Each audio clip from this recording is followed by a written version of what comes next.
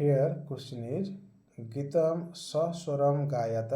गीतटिକୁ ସ୍ୱର ସହିତ ଗାନ କର याकु गान करवा okay yes Lalan GITAM song of affection and love I will recite now okay you will listen and try to follow me first stanza number 1 उदिते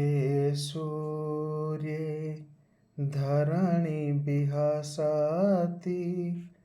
पक्षी कूजति कमलं विकसति नदति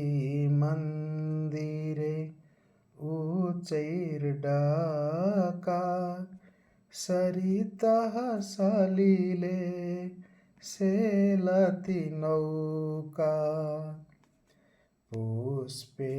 पुष्पे नानारङ्गाः तेषु डयन्ते चित्रपतङ्गाः वृक्षे वृक्षे नूतनपत्रं विविधैर्वर्णैर्विभाति चित्रम् धेनुः प्रातर्यच्छति दुग्धं शुद्धं स्वच्छं मधुरं स्निग्धं गहने विपिने व्याघ्रो गर्जति उच्चैस्तत्र च सिंहः नर्दति हरिणोऽयं खादति नवघासं सर्वत्र च पश्यति सविलासम् उष्ट्रः तुङ्गः मन्दं गच्छति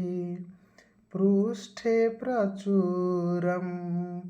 भारं निवहति घोटकराजः क्षिप्रं धावति धावनसमये किमपि न खादति पश्यत भल्लुकमिमं करालं नृत्यति तथैकुरु करतालम्